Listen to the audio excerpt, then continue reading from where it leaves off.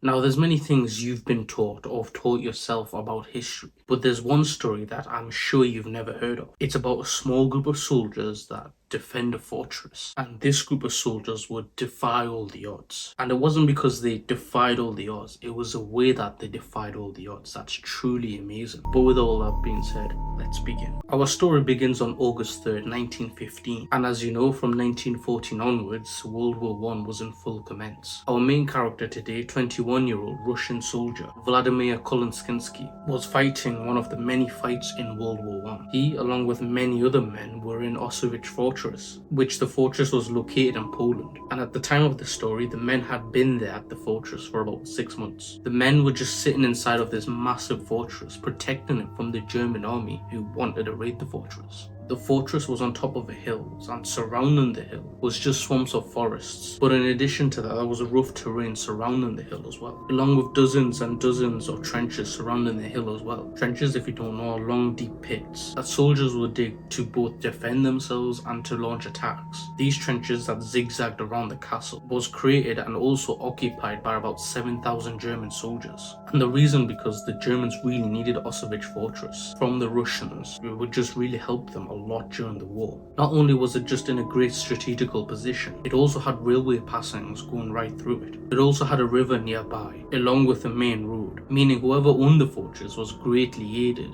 in moving critical wartime supplies. So the Germans knew that they needed this castle, but even though for the last 6 months 7,000 German soldiers couldn't invade into this castle because they were met by a puny 900-man army of Russian soldiers who were inside of the fortress denying them entry, and one of them soldiers just happened to be Vladimir. So the early morning on August 3rd, 1915, Vladimir is now looking out from one of the massive battlements over the trenches in the marsh down below, and he noticed that it was like both Russian and Germans had reached some sort of stalemate where neither side was trying to attack each other and neither side were trying to leave their area. They were just staying put. And this wasn't just recently, it had been going on for a couple of weeks now, and soldiers in the fortress were beginning to get bored and found themselves trying to entertain themselves in the actual castle. But it was that morning that Vladimir had noticed something. As he stood atop of the wall, he noticed something strange happening in one of the trenches down below. This trench was actually one of the closest trenches to the fortress. The trench, even though it was technically the closest, it was still several hundred feet away from the actual fortress. But it was still very visible to Vladimir on what was going on. He could clearly see into the trench several high-ranking German officers that were kind of huddled together. They weren't obviously chit-chatting, they were constantly looking down at the ground, at something inside of the trench.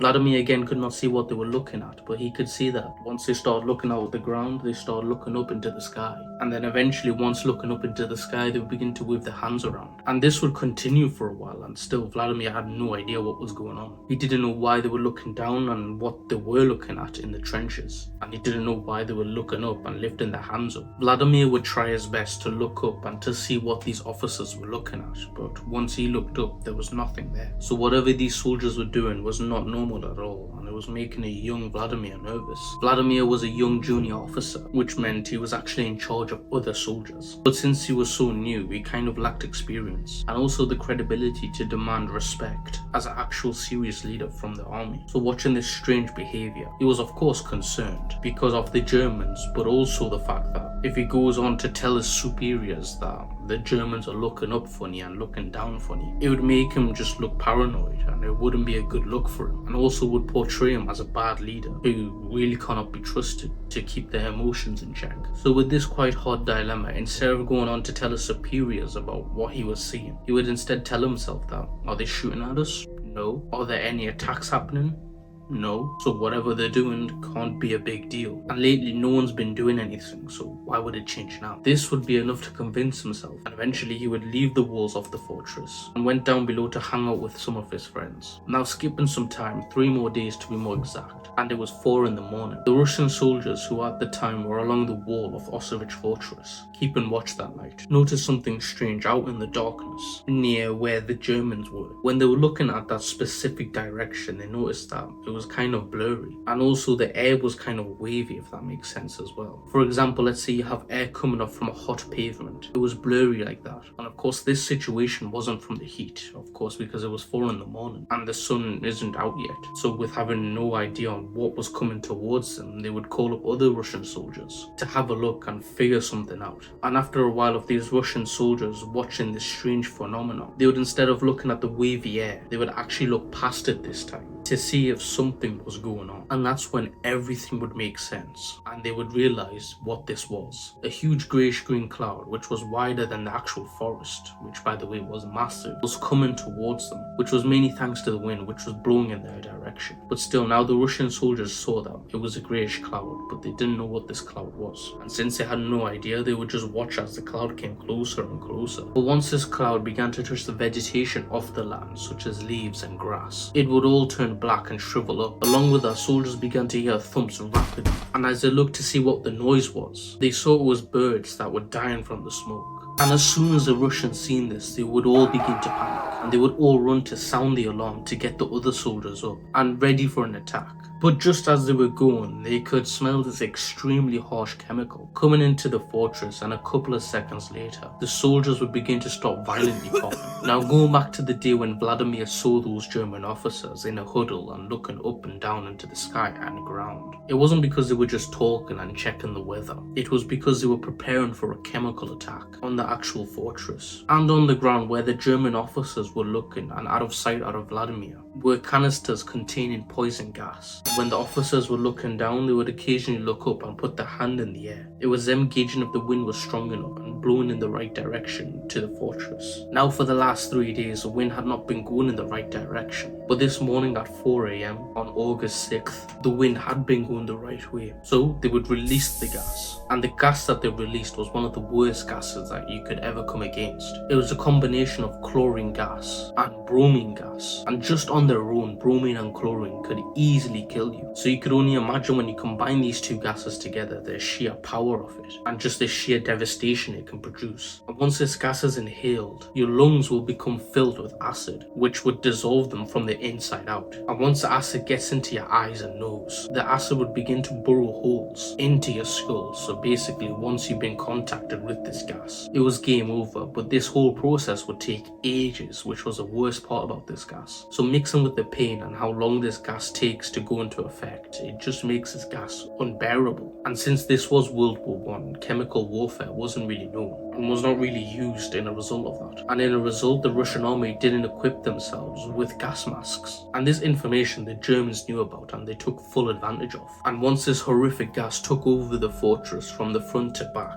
the Russians knew that they had no hope of surviving. It would not be long before they started to cough out blood and bleed through their eyes and nose. And they would also bleed from their mouths, their ears, just everywhere. And some of them would start literally coughing out chunks of their own lungs. And at this point, of course, the Russians knew that they were being poisoned. And they would try their best to cover themselves with anything that they had, which of course would make no significance whatsoever. Vladimir, one of the few men that was still standing, would stumble towards the window. And as he's walking slowly towards the window, he would begin to look down and see all of his fellow comrades on the floor, uncontrollably coughing. Once he got to the window, he saw, to his horror, all these German soldiers running towards them, firing their machine guns, firing their artilleries, just firing everything that they had. The German soldiers were literally releasing everything. Vladimir knew that these German soldiers were moments away from breaching the fortress doors, coming inside and killing every single one of them. But this is where the crazy part is. Instead of, being terrified that he's going to die, and by the way, no soldier or any human would blame him for acting this way, even though he is a commander. And in fact, people would think this is a normal reaction because you're in a helpless situation. The not normal and downright brave and fierce action that Vladimir chose to do was gain this unwavering confidence that if they're going to come shoot us dead, well, guess what? We're going to make it as hard as humanly possible to do so. Vladimir had a very extreme reputation of being extremely fearless, so much so it would be to the point he would put his own life in danger many of times for things that normal humans just wouldn't do. Over the last 6 months that they've been under siege from the German army, anytime a fight broke out, Vladimir would be the first person at the front of the line. And several times when his comrades got shot or wounded, Vladimir would run out in front of the firing lines and would risk his life to save his fallen soldiers. This really showed the other soldiers that it was amazing to have Vladimir on your team, but also it kind of worried them at the same time because, well, he had a very big lack of self-preservation And one day, you never know, it could kill him. So as the Germans continued to run towards the fortress, along with many artillery shells hitting the walls, accompanied with constant gunfire, Vladimir would leave his window and run over to the open courtyard inside of the fortress where there were still hundreds of soldiers. Vladimir would go into the middle of the courtyard where all these soldiers were and would shout, "This is our moment, we're going to die, no doubt, but what we'll do will define us and define our legacies as Russian soldiers." The way Vladimir would continue on this heroic speech was so amazing and so motivating that it got those a couple of hundred soldiers who were all knocking on death's door, so motivated and so riled up, and Vladimir was encouraging them and telling them the same thing that he told himself: if they're going to kill us, we're going to make it as hard as humanly possible to do so. So now these men, still bleeding from their eyes and nose, still coughing out pieces of their own lung, would listen to Vladimir as he began to explain the plan. And just moments later, Vladimir, who was at the front with these bunch of soon-to-die Russians, charged towards the gate. They would open the fortress doors and they would begin to bolt towards the Germans, screaming with their bayonets lowered. The Germans, as you can expect, were not expecting this whatsoever. They of course thought that the chemical gas would have killed all the Russians, and all they had to do was walk in nice and easily and take over the fortress, and would take this whole operation as some sort of routine. And so now, with that plan out the window and having these Russian men with bloody rags on and some of them coughing out blood and their own lung running towards them, some of them stumbling forward just like zombies, some of them with bayonets, and some of them were screaming like banshees. And it was safe to say the Germans had well and truly crapped themselves. They were so scared and in fact so terrified by what the hell they were seeing. A lot of them would just drop their guns and turn 180 degrees and begin to bucket towards their trenches. So Vladimir and his now dead man army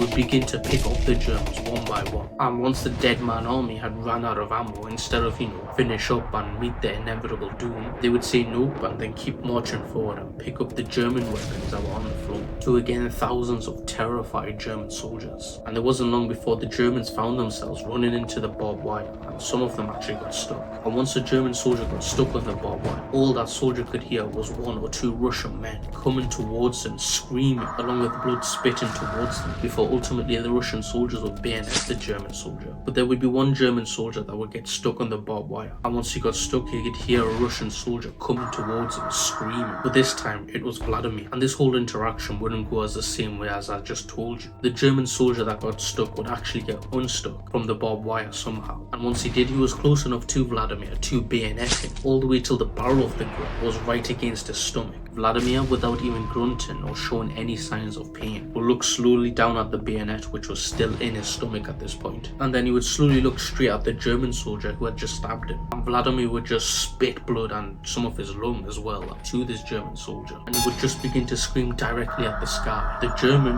who was so petrified words couldn't come out of his mouth, would just drop his gun and would run away. Vladimir, with still the bayonet in his stomach, would get back on his rifle and begin to pick off all the Germans. The Germans, again so completely caught off guard by the undead army counterattack, which, even though the Germans outnumbered the Russians 70-1, they still failed to take over Ostrovets fortress. And one of the main reasons was when the German soldiers got back to the trenches and escaped the undead army, they had told the other soldiers that were still in the trenches that the Russians had turned into zombies, literally, and so attacking them was pointless because they're already dead. And so the Germans were so scared that they refused to leave the trenches. Once the Russians saw that they successfully forced a retreat by the Germans, Vladimir, who was still alive and still had a gun jammed inside of him, called out to the rest of their live soldiers to retreat back to the fortress. And so as Vladimir began to make his way towards the fortress, he would turn around and saw that there were only a handful of soldiers still left with him. But either way, this was enough to complete his final command, which was to destroy the fortress. His words were, "If we can't have the fortress, nobody can."